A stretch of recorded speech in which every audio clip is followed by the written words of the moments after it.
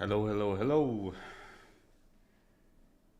Let me know if everything works. I mean, I can also check on my own, but I do appreciate the help. But yeah. How are you guys doing? It's been a wild few days, eh? But yeah, lots to talk about. I mean, not really. I don't think much changed in last week, but we have a little bit to talk about. And I mean, we can talk about life, we can talk about the markets. I don't really care. Today is more of a chill day. I've had like a fucking nightmare of a day, just a bunch of calls I had to make. That like is super, yeah, super annoying. I hate that kind of stuff. Like having phone calls with banks and stuff is just like ugh. Um,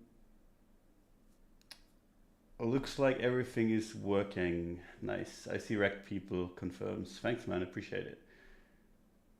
Um, did you all see how attractive that is? Fuck off. Oh, I don't wanna. I don't wanna hear anything about it. Leave me alone. If any of you like speaks at me on the street, I'm going to pretend to like not know anything about this shit because I don't want to deal with it. But yeah, I have a few cool plans. That's why I've doxed. So yeah. Before we start, shout out to FTX, which is the sponsor of the show. Really appreciate their support. I think they have the best mobile app in the crypto game. So if you do any of that kind of stuff, any mobile trading or like yeah rebalancing of a portfolio, you should check them out. Their links are in the description. And I'm not just saying that because they're sponsoring. I really think so. So yeah, that's that. And yeah, let's talk about this real quick. Let's talk about Bitcoin real quick because a bunch of people have been ignoring me, and honestly, like it's been quite insane to me how sentiment has shifted. But let's talk about the charts first, and then we can talk about sentiment. We can talk about everything. Um, but yeah, sentiment shifted heavily since I went on vacation. Like I went away for I mean, basically 2 months, right? With like a short in between period. And fucking hell, that has been like the biggest change in sentiment I've seen in a long time. But yeah, we'll go over it in a bit. Let's start with the technicals. This is the monthly chart, right? We're in the same situation that we've been a couple of times before where it looks like it has broken down, but it's not close below support yet. So I don't really think it makes much sense to treat it as a breakdown just yet, right? Because if you do, what do you do if we close back above? In general, like if you're bearish, you want to do nothing here. And if you're bullish, what you're basically hoping for is the exact same thing that we had on March 2020, which is that the entire wick below the level gets bought up, right? And this has happened a couple times in Bitcoin history. Every time it's been like a really good buy. That's what I'm personally hoping for this time around as well. We still have 2 weeks to go. It's not that far of a price increase. That's kind of my hope. But I think if you're like a cautious bull, makes sense to just chill. If you're bear, I mean, you don't want to do anything here just on the higher time frames because your target's been basically reached, right? We talked about this a while ago when we were trading above here. I was like, this is nice that we broke the resistance, but if we ever close back below it, this is cooked, right? And we closed below it and went from 56K all the way down to 25, which is obviously not nice for the people that have been holding, right? Same thing can be said if we close back above 37K, right? If we close back above there, I would expect the same thing to play out again. Range boundary to range boundary. This has just been the range to trade, and I don't think that's going to change as long as we don't close outside of it. So, yeah. If we do close outside of it, right, what do we do? Because, I mean, you can talk about the bullish case. We also have to talk about the neutral case and the bearish case, right? So let's say we close below this range. What would that mean? That mean that's like a bearish breakout, like breakdown, whatever you want to call it. and you'd expect lower prices. So if you're bearish, you can short into like a retest if you want, or just in general short. And then your target would have to be 14K, right? Just on a higher time frame basis. I think that's very, very, very unrealistic, and I'll talk about why in the sentiment bit, which we're gonna do after this technical bit. But yeah, so if you're bearish, you want to see this close below, and then you still have, that's like the majority, like people talk about 14K right now, like as if it's just next door. But the thing is, right, we've had a pullback from the high to the low of 63%, right? If we go from here all the way to 14K, that's pretty much the exact same move again. So you'd say like this is the halfway point, and we're going exactly the same way down again, which is quite the tall order. But yeah, I mean, you do what you must. But yeah, by the way, if like my voice gives out during any of this, because I don't know, maybe I have Rona again, maybe I don't, but I have like some throat issues, which is really, really annoying, because I've wanted to get back to my training schedule and haven't been able to, because I mean, if you're sick, you can't train, right? But like that's the monthly, right? So if we close below, you can target 14K all you want. I still think it's a stupid target in the short term, right? In the long term, like if you like, let's say we do close down here, I think there's a good chance we would bounce and then maybe like start bleeding down. But I don't think it's gonna be something, even if we close below, where it's gonna be like something like this. Very, very unlikely in my eyes. So yeah, and I mean, I've been saying 14K since basically we lost 60K. And I think it's much, much more unlikely now than it has been before. But we'll talk about why in a bit. The weekly time frame, let me actually remove this real quick. The weekly time frame does look rough, right? And there's like good, like this is pretty much the reason I think the sensible bulls are bearish, or like the sensible bears are bearish. And that is because we've lost the range low. Now we've lost the range, like we've done this before, we've broken the range to one side and then reversed back to the other. But like I said back then, there's good, like you can be bullish. It makes a lot of sense to be bullish here at like 60K all the way to whatever your target is until 60K gets lost, right? And it's the same thing here, where if you're like a sane person that just has like a lot of time and doesn't care about missing the bottom and has the discipline to actually pull the trigger if it does go up, then it makes a lot of sense to just wait for 34K to be reclaimed, right? Same deal. We have like some sort of range, like tiny range in here. We go up and then it's clearly bullish and your target has to be the range high again, right? It's the same setup that we've had before. I think if we played out like that, you kind of have to just make the same trade again. So yeah, that's like the weekly time frame, where I think the bearish argument is the best one, just based on the fact that we did close below it. It's very, very arbitrary. Like it's very, very close to the level.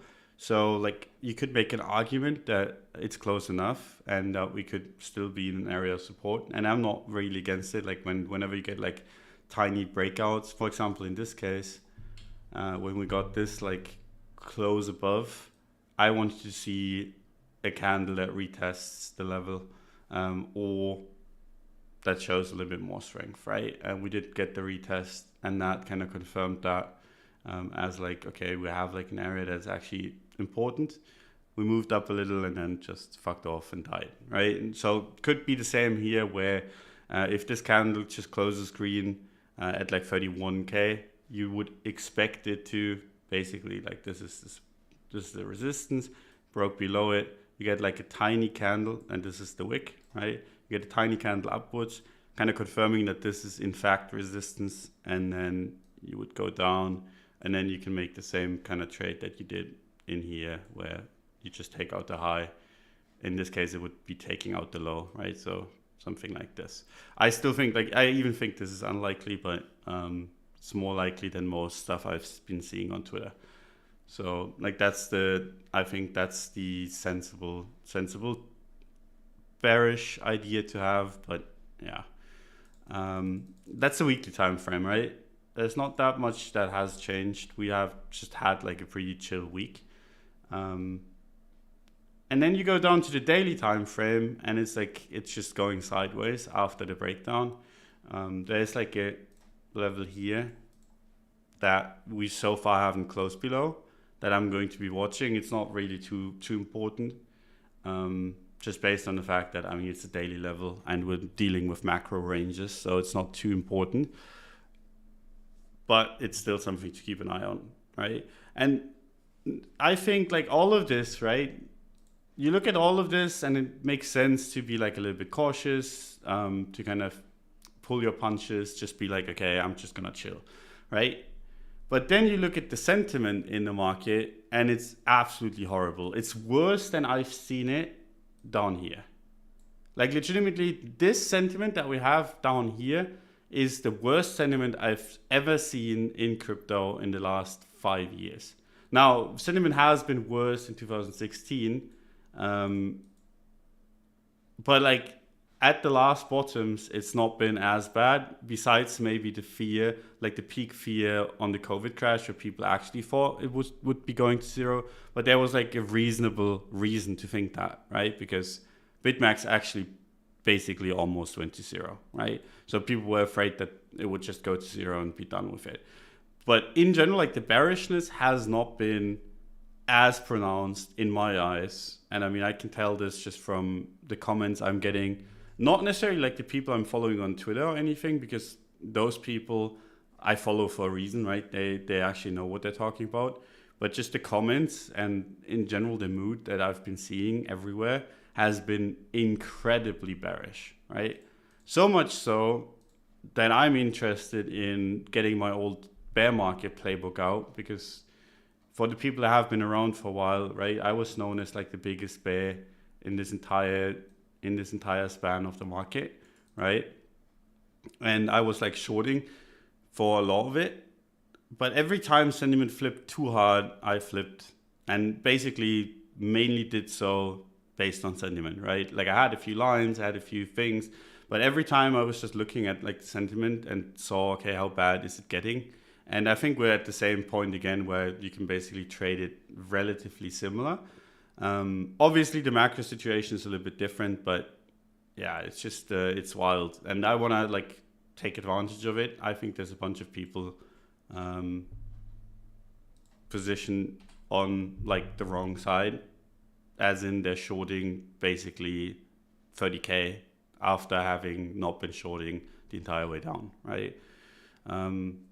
So yeah, like the sentiment, and if you guys want to, we can go through like some of the Twitter posts I've made, but you can do that on your own as well, but it's pretty bad. This time we're in a TradFi bear market though. Yeah, but then again, the thing is, this is how this market looks, right? And people are treating this as if it's going to zero or has already gone to zero, right? This is a TradFi. We've had a bunch of pullbacks over the years, right? And we had back in 2020, we had this crash, right? Then during like basically the top of crypto back in 2018, 2017, we had a pullback as well, right? Where it went down like 20% during like the end of 2018. And this is actually pretty similar to this so far, right? Not that I want to make light of like the macro situation, because it does look kind of shit, but we're not really like what I think people kind of tend to forget whenever we get correlated is that we don't have to be. This is a market that has done like stupid things where it goes up like 20, 30, 40% in a day, breaks the correlation, and then bleeds out for like, I don't know, 2-3 months back to correlation again. Like I'd be surprised if this just stays forever correlated 1-to-1. You get like squeezes to the up and down side. This is like in the bearish argument too, right? You could argue that Bitcoin could go down 50% without the S&P doing anything. And I think the same is true to the upside as well. You can easily go up 50% without the S&P doing anything. It's just people get so laser focused on it. And it's funny because it's only come up 50% from the top, right? It's not like this is a new thing. We've been trading lockstep, and I've been commenting on this for months and months. It's basically been more than a year where we've been trading lockstep with the traditional markets. But now that we're like trading near or at support, people are very, very certain that we cannot go up without the S&P, which I think is like a mistake to think that way. And the second point is the S&P isn't going to go up, which, I mean, just looking at the trend of this thing, very, very likely to be wrong as well. It's just over a long enough time horizon. So, yeah, I think people are just leaning themselves way out the window, expecting immediate results to their bearishness, basically. I think Bitcoin, and I mean, this is like obviously me speaking my backs because I've been buying all day. And I've been buying like a couple days ago as well. But like, I could see Bitcoin easily go towards like 45, 47, like somewhere in this range without actually changing anything. This could still dump down, right? It's not like this would change anything on the macro situation. It's not even, we could even do this and it wouldn't change anything of the macro situation. It'd just be like prices go up, people start FOMOing back in, and then it deflates again because the S&P doesn't do too well or whatever. You could easily see that. Like I could easily see that. I could even see it without the S&P doing anything. I could see the S&P going sideways while Bitcoin does something like this, and then the narrative comes up again. People buy the narrative because I'm sure like the people that are bearish right now, they'd be buying at 40K if the narrative aligns, right? Because they just want to have, like, they want to be on the right side of the narrative. Everyone keeps talking about stock market going to zero. They want to be bearish, right? And everyone keeps talking about Bitcoin being the inflation hedge. They want to be bullish. And it's the exact wrong way to look at the market because you're always going to be late, right?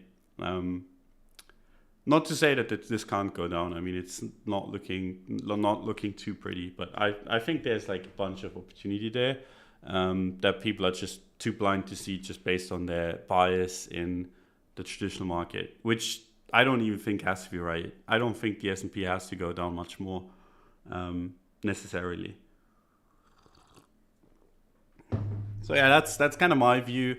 Sentiment-wise, like you might be thinking, okay, this guy's just making shit up. You should legitimately check out my last few posts on Twitter. I mean, this, for example, where I posted what price would make you FOMO buy, and basically like 90% of the comments is below, like it's just saying numbers below price, where they're like, okay, if it dumps to like 14K, 7K, 17K, 24K, which I think like is a weird target, but 12K, sub 20K, this guy is already bought, so he's like one of the few ones that isn't below 20K, 20K, 20K, 20K, 12K, 8K, 15K, 0, 19K, 12K.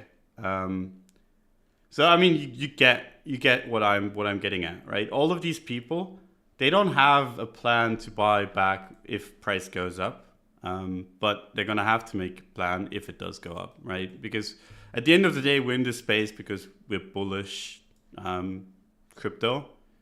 And if the worst thing that can happen to you if you don't have a position is price go up, right? Because then you have to consider, okay, should I be buying or not? And you get into a really, really uncomfortable situation.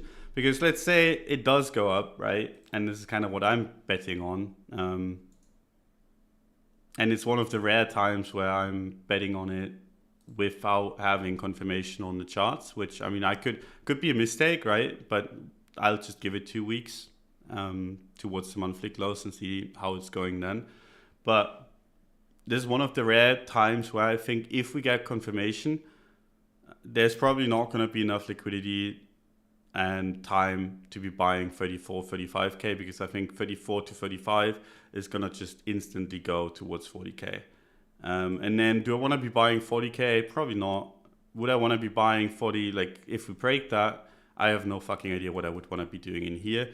Would I want to be buying into 60K? Definitely not. Would I want to be buying here? Like, fuck no. Like, I don't want to buy any of these. So for me, it's kind of like a shitty situation where you either wait for confirmation and maybe not get the liquidity to buy enough, or you buy here, stick your neck out and get wrecked if you're wrong. And I'd much rather get like wrecked wrong down here than be wrong on the entire move. And yeah, but that's just me. Like if you're nimble enough, you can, I think, easily wait for 34K.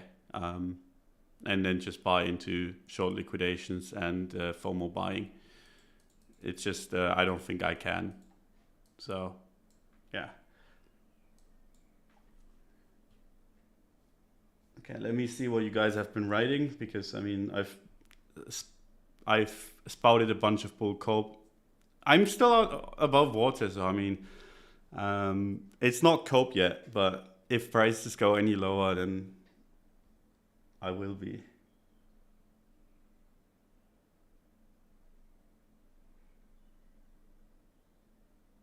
Okay, let me see. Dawn, important question. What do you think about those saying that we always fill the wick of the capitulation, just like we did in last 3 times? For example, in May 2021. It's basically people are saying, okay, you liquidate and then you get this, right? Which, I mean, is possible, like this wick here.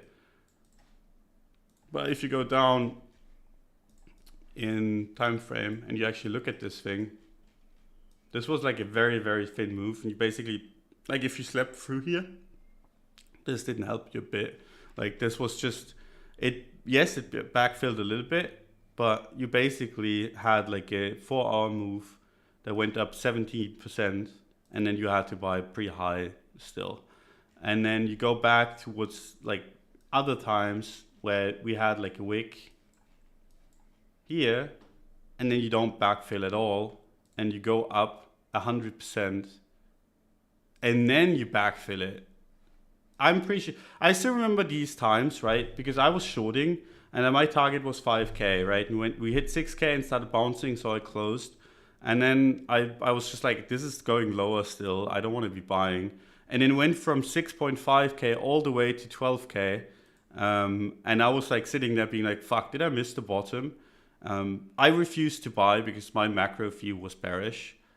If I was wrong, I would have just completely missed the entire Bitcoin run, the second Bitcoin run that would have happened.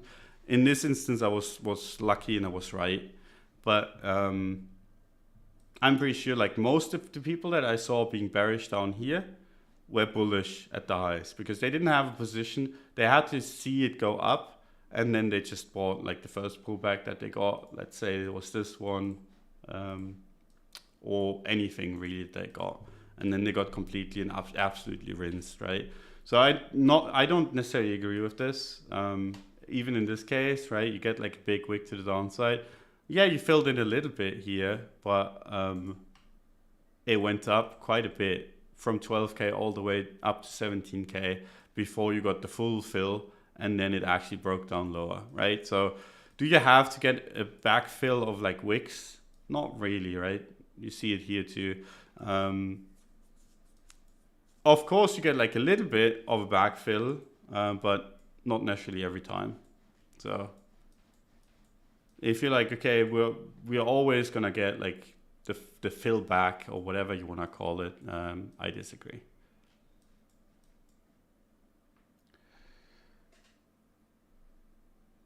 Dawn, important question. I talked about this already. All spot holding for now. Will reassess once we trade above 50K. Yeah, I mean, that's fine. Is DCA a thing? I'm not the biggest fan of DCA, but I mean, you can. If it makes you hold better and if you're bullish the asset longer term, be my guest. What would be the stop loss? I'm not going to share it at this time because I don't want to get slipped. And I don't want to have to sell amongst everyone else. But I mean, there's not that much, there's like not that many places where you're proven wrong, right? And if you start breaking down again, pretty obvious when you start being wrong. But you have to make up your own in this instance, because I want to just say, okay, this is my stop loss is at like 28.7, and then I have fun because it slips to like 27 something before I actually get out, because people sell before I do. Yeah, but I mean, there's not that much places to kind of put it. Don, how many pull-ups can you do? I mean, what kind of question is that? Depends on how much weight you put on me. But a couple. I mean, I climb, like I used to climb. I don't really do much anymore because I fucked up my wrist, but I can do a couple. So yeah. So few viewers. Where's everyone at the bottom? I mean, in general, like people haven't been too excited about the markets, and I get it because they've been pretty boring. The thing is, it's gonna get super exciting no matter what, because we broke the long-term range, right? This is where it's boring, and even if we reclaim it, I think there's gonna be like a while where it just kind of walks back up, right? But yeah, this area is where it's boring. This entire thing, like this entire range, and this is where it gets exciting, because that's where it truly shows whether it's actually bearish or bullish. And like if you're bearish down here and you're wrong, you're gonna get squeezed so hard. And if you're bullish and you're wrong, I mean the next support's so far away. So it's like this area is gonna be quick moves. This one is gonna be quick moves. This one is gonna be slow moves. So given that we're trading in the quick move zone, it's just, I'm pretty sure we're gonna have like some massive moves in the next week, 2 or 3. Careful, we know you are handsome now. Jesus fucking Christ. I should not have posted. Why did you dox yourself? I mean, I have a couple of plans. I want to do like some stuff for charity that would work better if I'm doxed. And yeah, cred doxed. So I was like, if I'm gonna get killed by like a crazy stalker, or if he's gonna get killed by a crazy stalker, might as well join in, because I mean, what a waste it would be if it's just one of us, right? We live together, we die together. So I went climbing first time today, fucked up my fingers. Yeah, don't overdo it. You gotta give your tendons time. Like, it's not only your muscles that need to get stronger, it's your tendons too. And the tendons are like the ones that you don't want to fuck up. So you want to give it some time. Take plenty of rest. Don't take it like too hard.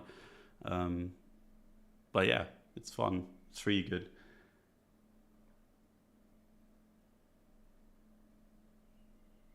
So yeah. I really thought I was listening to a duck this whole time. Yeah, I mean, who knows? Maybe I just used like a human filter. I know, I actually duck. Snapchat human filter for ducks. That's what I used. That's why I said if I wasn't a duck, this is how it looked like.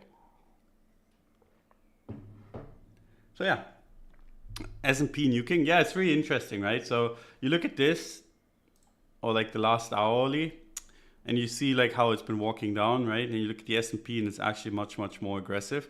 And that's been the opposite before, right? So like Bitcoin hasn't moved too strong in comparison to the S&P. You can kind of see that the S&P has been like a little bit more to the upside. Like we set highs on the 16th and then broke them on the 17th.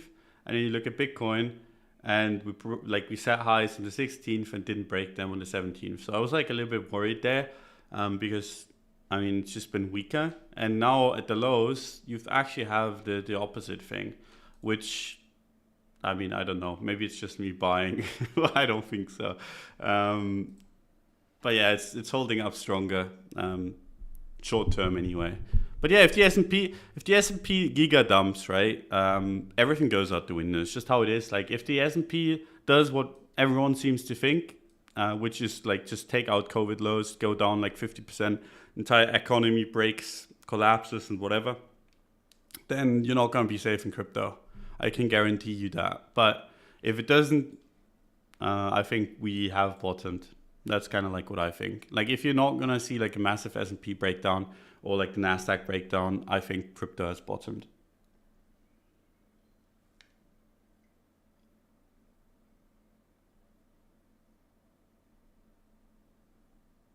Okay. Let me see. How's Litecoin doing for you? I mean, not too pretty. Litecoin actually like rugged me while I was on vacation, which honestly isn't surprising. Like that's why we talk about invalidation so much, right? Because I gave a really good one. So like I entered my position around like down here, right? And then it's kind of like we traded a little bit above, and then we closed roughly where I entered, right? I went on vacation without like having closed out the trade because we hadn't closed. I was like, just fuck it. It's an altcoin. It's not the biggest position that I've ever had. If it goes to zero while I'm gone, it goes to zero. But like it closed below invalidated setup. So it's pretty much like a break even close out. If you take like slippage into account, you lose like what, like 2-3% slippage and fees. And then the moment it got invalidated, basically it nuked 50% the next weeks after. So like this is why I talk about invalidation so much, and this is why I was so surprised that people have no fucking idea where they would want to be buying if it goes up. Because if you don't have like an invalidation, your bearishness, the same thing that happened to me on my Litecoin shit. I mean, admittedly, I had like an invalidation. It just didn't sell just based on the fact that I wasn't home. It's pretty much the same thing, right? Where you're just kind of like stuck in a position that you don't want to be in. And that's a shitty thing for you to kind of have to deal with, because it goes to 35K. There's an easy kind of thing in your head where it's like, okay, this shit is up 40% in a bear market. Do I really want to be buying? And then the answer is oftentimes not going to be yes. Like you don't want to be, right? You feel like you don't want to. But then like prices go up even more, and then it's up like 60% during a bear market and it's at resistance. And then you ask yourself the same question again. And then like, this is what I talked about earlier, right? There's not going to be a place in this range that's going to look attractive to buy for anyone. And that makes it like a really, really tough situation. And that's all honestly like one of the best things for bulls to happen, because what then happens is it's just like it's slow crawls up. Smart bulls are basically fucking hell. I'm not gonna get a position. I'm just gonna be buying. So like they keep like every single like small dip gets bought up immediately, and then it walks up, and people are still on the sidelines, still FOMOing. And I've seen this a couple times before. Like I talked about earlier. That's basically what we did back in the 2018 bear market, right? And I don't like I said, I'm not saying the bear market is over. I just think, and I mean, we had like a bear market rally here of 100%, or this one of 56%, which I think we could easily repeat. That's all what I like. I don't want necessarily like 100K. I'm not targeting that high, but I think there's a good place for bear market rally. So yeah. But yeah, as long as the S&P dies, it's pretty tough. So yeah, if that's your kind of stance that the S&P is going to go down, doesn't make much sense. If you think it's gonna go aggressively down, like it has been, right? If it's gonna go down like this, you don't want to own any crypto. There's a chance that crypto does well if it does this, and obviously if it does this or this, crypto is gonna do well. Like this is where crypto does well, these two. This is where it could do well, I think. This is where it's obviously not going to do well. So, yeah.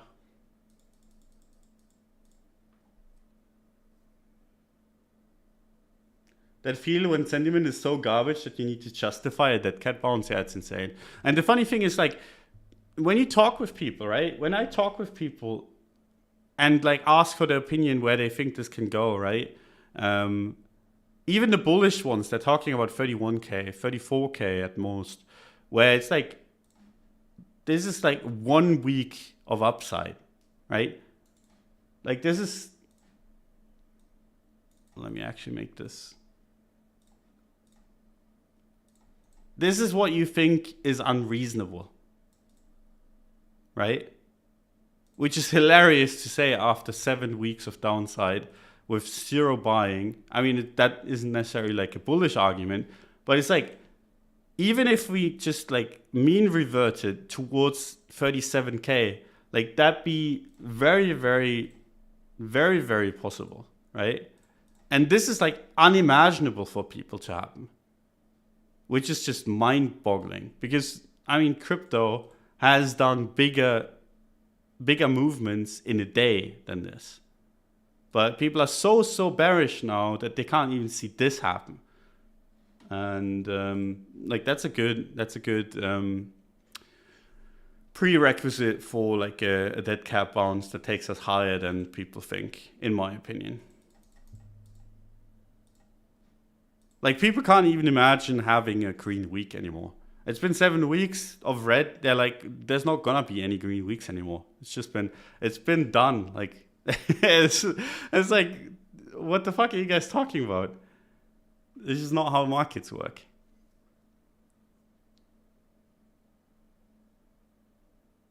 I agree, but we also never had a hawkish Fed.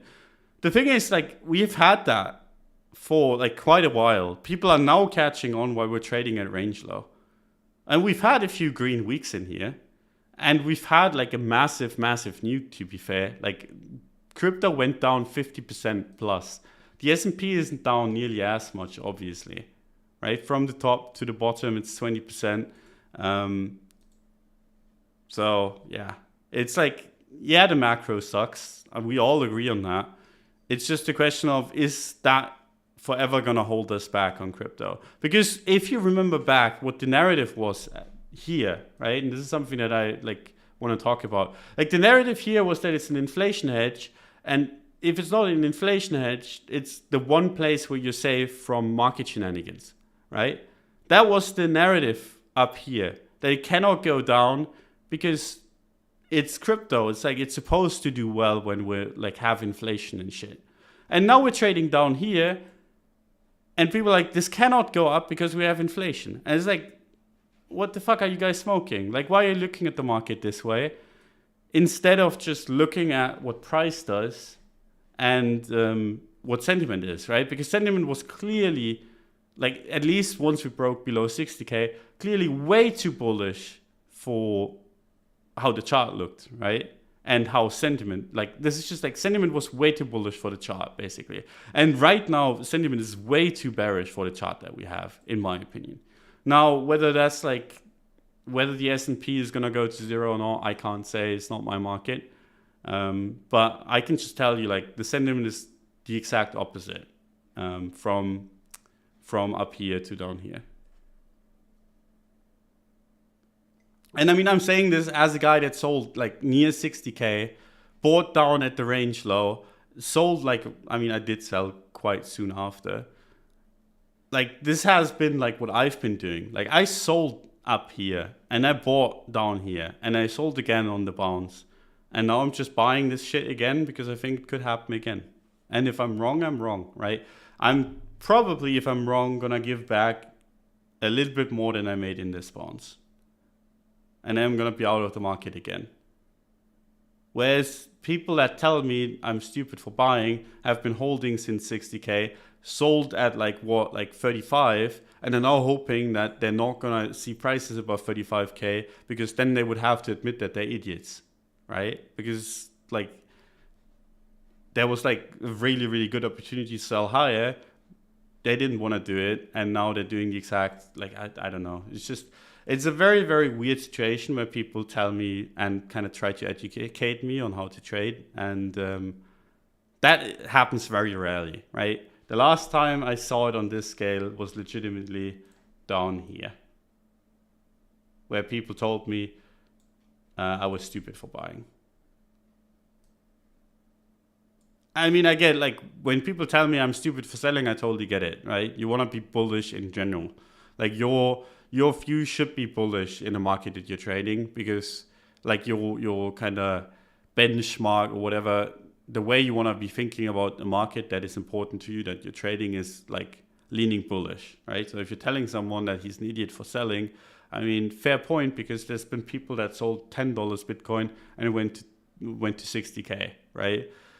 Whereas, like, if you tell someone they're stupid for buying, that's like a little bit weirder because at the end of the day, like, you're buying an asset that we all should be bullish on, right? Otherwise, we wouldn't be trading it. You sound frustrated, mate. I mean, it is a little bit frustrating to deal with. I mean, just read my feed and like imagine you're doing something. Like imagine you're a professional football player and you have to listen. And I mean, I guess that is like true for a lot of professional football players. But you have to listen to your fans tell you how to dribble. And it's like, the fuck are you guys doing? Like I've been doing this all my life, and I mean, I haven't traded obviously for all my life, but close enough that you don't need me, like you don't need to tell me how I should be trading. So obviously it's frustrating. It's not like I'm super angry or it ruins my day, but it does, like, it gets old really fast. So yeah, when dinos bounce, Jesus Christ, the German in me slipped up. I mean, they've been doing better than like that. Like they've technically bounced, which I know is like a massive meme, but like let me show you something. And I mean, I don't think Link's the best example, but we can do like Uni. Uni divided by Litecoin, for example, right? Look at that. Uni's down 60% against Litecoin since March 21. So technically the dyno in Litecoin has been doing much better for the last 420 days, which is hilarious because I mean, fucking hell, people talked about Uni as if it was like the next big thing that was going to change the world forever, which I mean, it might still be, but yeah. And it's the same with like any chart. You probably could do the same with Link. But there's like not as pronounced, but it's been like trending down against Litecoin for the last 644 days. Now it's down. This is like the problem, right? Because obviously Link is down a shitload. Not Link, Litecoin. And it doesn't really help you as like a Litecoin holder to hear, okay, it's down less than other stuff. But I guess that's how this stuff works in bear markets. I mean, we talked about this before, like the overhyped stuff is bleeding more. Went up a lot more, is bleeding more. I mean, and if you want to have your dino bounce, right, you can just do Litecoin USD divided by Luna USD, and then you're gonna be happy. So this is where your dino bull market is. You just have to kind of compare to Luna, and then you're gonna be euphoric as fuck. It went from 1 to 392,480 something. So I mean, that's something, right? I mean, if you're coping about the bear market, I mean, just compared to Luna. Let's look at Bitcoin. I mean, we're just gonna conjure up our own bull market. So Bitcoin went completely vertical on log chart. You can't even see this thing anymore on non-log. So yeah, Cred says I went from Sol Luna AVAX to government housing. I think a lot of people did actually. It's pretty tough to choke about. But I mean, sometimes you have to take it with a little bit of humor. And we did try to warn people. It's just I don't think I've been public about it enough. We talked about it on the show a lot, but not on Twitter. So yeah, if you want to show someone that you're actually doing well, just show them this chart. But yeah, Litecoin actually has like something coming up, which is hilarious because the chart wouldn't indicate so. Tomorrow, I think, the Wimble garbage. So usually you want to be selling before the news, which is kind of hilarious because it didn't even go up. It went down before the news. But yeah, that was like part of my thesis before it got invalidated. And then like all the other stuff has been just rough, the Dino stuff. So yeah, with regards to XRP, if that actually closes above support this month, maybe like this is like a pretty nice support resistance line, right? Maybe I'll take a trade and then the market is gonna go to legitimately zero because every time I buy a Dino coin, it just market halves. Don, you're my favorite Litecoin influencer. To be fair, I shilled it at 100, not at 400 like Burb and people did. So it's much better off. Obviously, still not a good comment to get, but I mean, I'm a hater of all of that. I think like everything besides Bitcoin and maybe ETH is gonna go towards zero, right? So that's my honest opinion. So don't lump me in with anyone that promotes any of these garbage coins. But sometimes there's trades to be made, and sometimes there's wrong trades to be made as well. Bro, you look like Harry Potter. You a wizard? No.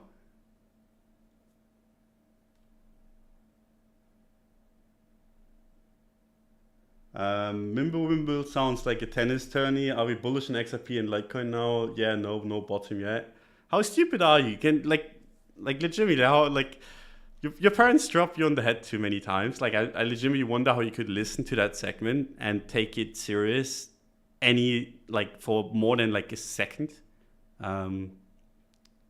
Like legitimately like I'm dumbfounded, and apparently so is Cred because he says that Bass, which is the guy that made the comment, sounds like a cunt, which I mean I can subscribe to.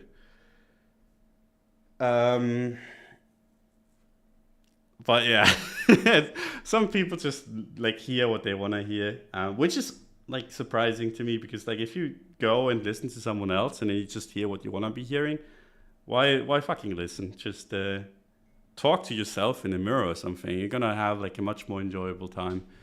But yeah, that's Bitcoin. We talked about the dinos, which all look like garbage, but less garbage than the other stuff. We can talk about a few altcoins. We can do whatever. What do you guys want to do? We can do like a Q&A for like the last 10 minutes or something. I do it longer, but my voice is starting to go out, and I don't want to get an even worse throat than I already have. But yeah, we can do like something for the next 10 minutes, whatever you guys want to do. Can't believe you just pressing on the green button around 30k has led to several days of uninterrupted controversy on my feed. It's wild, isn't it? It's wild. Like I'm buying, and I mean, I was sitting at the beach, right?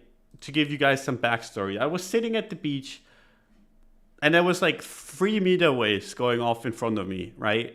And I was sitting on the phone, and I saw people fucking selling Tether down here. And I was like, holy shit. This was like the bottom. This is the bottom. Like that moment, and I started to freak the fuck out. Booked an earlier flight back home.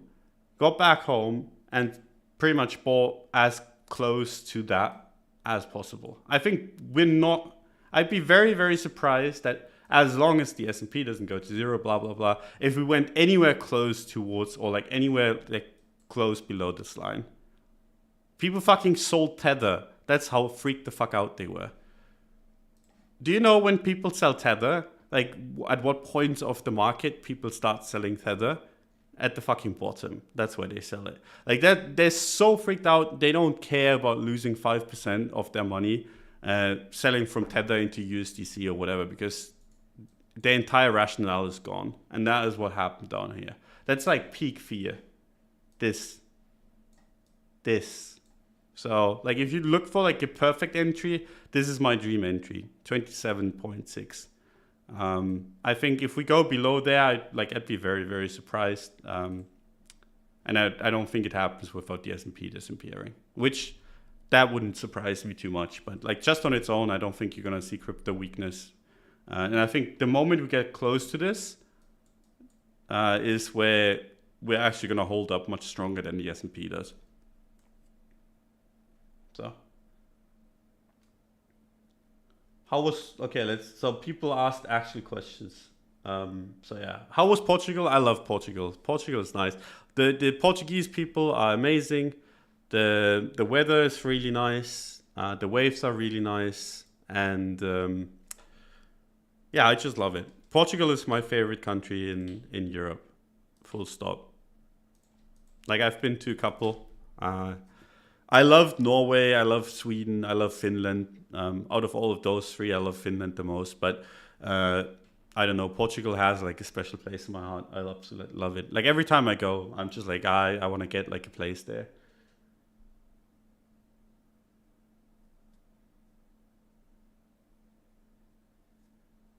Could you do Eve? Oh yeah, did we not talk about Eve? Wow. I'm actually like, I actually have the bull setup that I'm missing for Bitcoin. I have on Eve, which is basically you have massive support down here, right? It's been a long time since the support has been tested, and it's been like a really, really good support. So this one I tend to trust, even though we've tested it before. And I think this would be making a lot of sense, right? So you kind of test support down here at like 2K, and then you go to 2.7, and then you're either bullish, which I think would take us to 4K, or we're bearish, and it would take us back to the support. And this, I think, would probably play out, if it's bearish, it would probably play out the same as Bitcoin has in 2018, which is it bounces, it goes back to support, it bounces a little bit less, goes back to support, and then eventually breaks down. And then I think it would bottom between 800 and 1,000 if it's bearish. Like this is the bearish kind of way. This is the bullish way where it goes to 4K, comes back down again a little bit, and then starts breaking out into the merge. But yeah, this is like, if I show this to anyone, that's just gonna call me like crazy, because it's impossible for prices to go up, right? It's impossible. But yeah, we're at support. I like ETH a lot. The problem with ETH is that it's a little bit more difficult to find like a proper invalidation. And I think if we actually break the support, there's a good chance we actually go towards 1K, which is a 50% haircut, which would hurt, right? But I like ETH here. 2K is a nice price. It's exactly like half of where proper resistance is. Like the best resistance that we have is at 4K. So you get like, if we get a bounce from the best support that we have, which is still down here, to the best resistance would be like a clean 2x, and then you can still do whatever the fuck you want to do.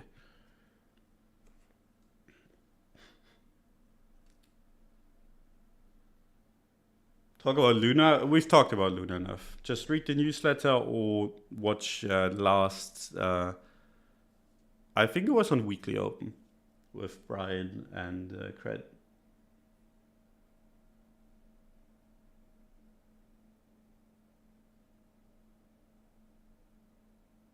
Do you have an online OnlyFans now that you've doxed? No, no one wants to see that. No one wants to see it.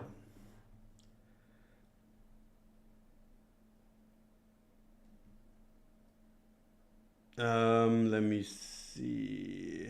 A bunch of people spamming their shitcoin. That's not gonna happen. Have you been to Nazare? No. I actually want to surf it, and I don't want to go there just to watch. I just want to go to surf. So didn't feel ready this time. Like I was like, and the waves weren't as big. Like there was like 5 meter waves, which I mean is big, but yeah, I went from like 3 to 5 meters there, and with like a toe in, I think that'd be manageable. But I just like, I had other things to do. Oh, people, the cred's gonna comment again, but yeah, I had other things to do. ETH BTC uninteresting, like legitimately uninteresting.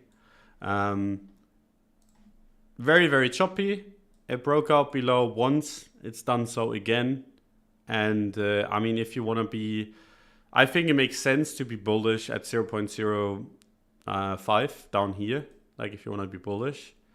And if we go back above 0.077, I do want to be bullish as well. So it's interesting because I'm bullish ETH/USD. I look at the chart and I think it's going to go up. And look at ETH BTC and I'm not entirely sure if that's going to go up or down. I think the chance of it going down is actually more likely than up, which makes me think like we might get like a Bitcoin solo run, or the ETH BTC chart is just going to chop.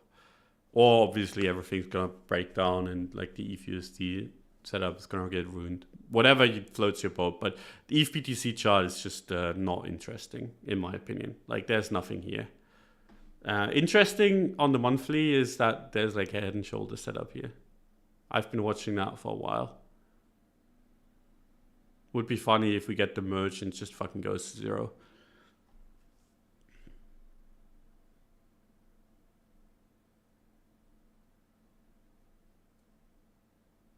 You think Bitcoin hit bottom already, and could it retest that level again? I think it has hit bottom, yes, and I don't think it's gonna retest it again. Could I be wrong? Obviously, but I don't think we're gonna go below 27.6.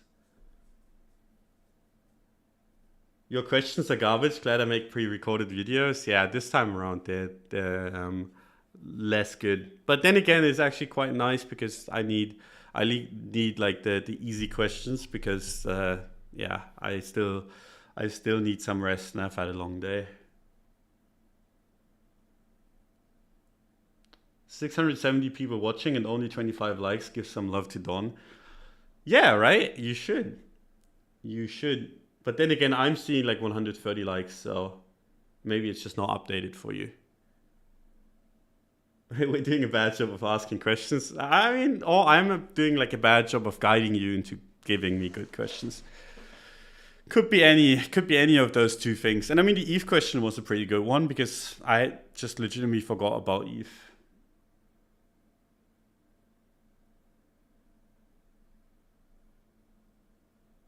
So yeah. Is trading your full-time job? Yes.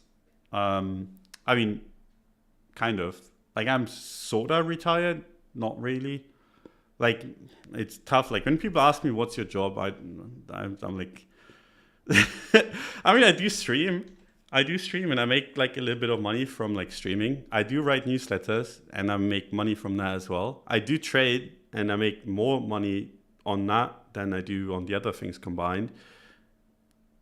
But it's like, it's all just like, I don't have to do any of those things. So like, it's tough to call it my job. I just do it when I feel like it, the trading part. And then like the videos and the newsletter stuff, I just do it because I like it. I know you've explained it for like the last hour, but is your, oh, the question disappeared. But is your long idea on a mean reversion basis or purely on sentiment? So it's like both. One, like there's three parts to it. One, mean reversion. Obviously, like we've had 3 red months, 2 green ones, 2 massive red ones again. And there's like a good mean revert target back into like 40K, right? Then 2, we're kind of roughly at where we've been bought up before, right? So it's like a range low kind of deal. And then 3, sentiment is so bad that I just think people are going to get blown the fuck out. And I could be wrong on that. But the thing is, whenever I see people this bearish,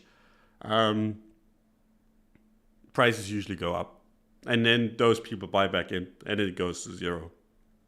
Like that's how bear markets work. They're not, bear markets aren't, and people always think like this, right? So you have like your bull market and goes up like this, and then it starts going like steeper and steeper and steeper, and it goes down like this, right? And then people are like, okay, now we're in a bear market. So what is going to happen is it's going to do this and then it's going to be over, and then we're going to start the next bull market.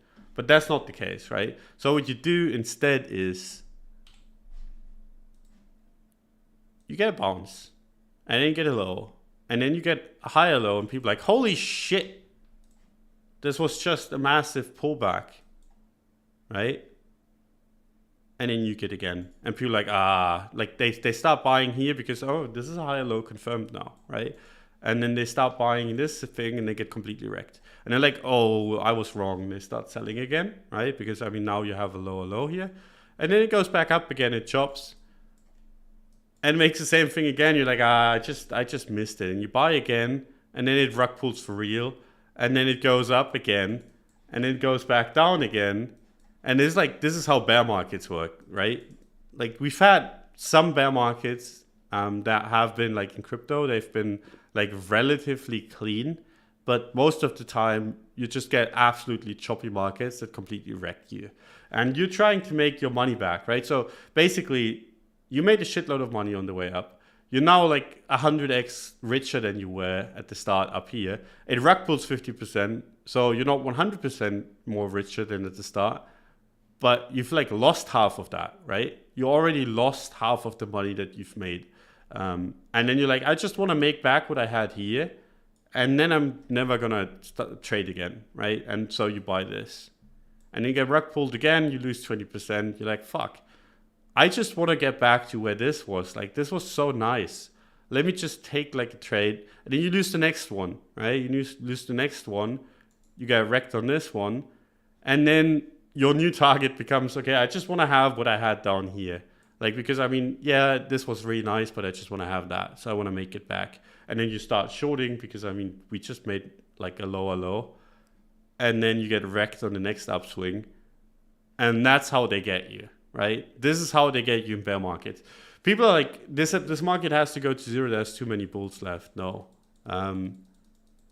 It's gonna chop you out of your money more than anything. And it's gonna do so with like a direction, but it's not gonna do so with like giving you the cleanest signals, because the bull market is really nice, right? You just get like, you get higher lows, higher lows, higher lows, and then it keeps on like increasing in steepness. That's how crypto bull markets work. But the bear markets are different. The bear markets doesn't like, this is not nice to trade on the lower time frames. And I mean, this is like, this was one of the cleanest ones, but even here, right? You look at this, people drew this downtrend line. The downtrend line got broken and people got hilariously bullish up here. And then they lost their money. And then they lost it again. And yeah, you could argue like this is like a clean downtrend. But then again, you have like some higher closes here. So do you get back in? You have like, you could argue you had a high here and the higher high here. So do you get in on the pullback? Like, it's always so easy to say in hindsight, but these markets to trade, they're a different kind of thing to trade. And if you just think, okay, the market is bearish now, so it's going to go to 14K in a straight line. I mean, there's a chance it does, but it's very, very unlikely. Tweeting referral links is his full-time job. Yeah, I should have, man. I should have. People make like, the other YouTubers make like 7, 8, 9 figures on ref links. It's mad. I was always like, I don't want to get people to gamble. I just want to like tell them how to trade spot and then be done with it. But apparently you need to tell people how to gamble, and then they lose all their money, and then you make a bunch of money on ref links. That's the actual trick. But I never go into that. Missed out.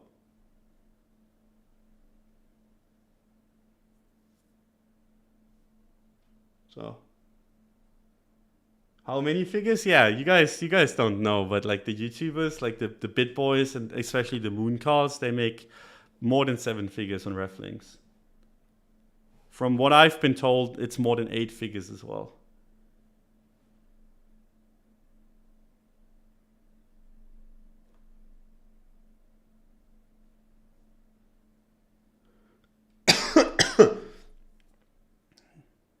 Name one coin other than Bitcoin, for Bitcoin, that you would hold for the next 3 years. Gun to head, none. A Tether, maybe. Yeah, I think Tether I would hold for 3 years. But yeah, if I had to hold a coin, it's probably Tether or USDC. Maybe USDC. That's a little bit safer. So yeah. What if the merge ledger breaks something or doesn't go smoothly? Would Bitcoin or other altcoins benefit, or everything just nukes as well? Everything would nuke, I think. So yeah, there you go. I've answered like a few questions. I hope you enjoyed that. I've kind of explained my positioning somewhat. Maybe I'll explain it in a little bit more detail once we actually start going or invalidating it. But yeah, hope you guys enjoyed. Really appreciate you guys coming by. It's always a pleasure. It's much nicer than tweeting on Twitter, because like I get fucking 7K targets thrown at my head the entire day. Like I tweet something and there's like 5 comments about 7, 12 or 14K. I'm glad I don't have to deal with that on YouTube. So appreciate you guys for that. Also appreciate you guys just like sticking around and like asking questions, even if they're shitty. I mean, some of them were not shitty, others were. So, but yeah, appreciate also the sponsor of the show, which, like I said at the beginning, is FTX. Go check them out. They support us. So, yeah, I appreciate them. And yeah, wish you a nice evening, wish you a nice day, whatever, depending on where you are. And we'll hear from each other on Friday, probably. Bye-bye.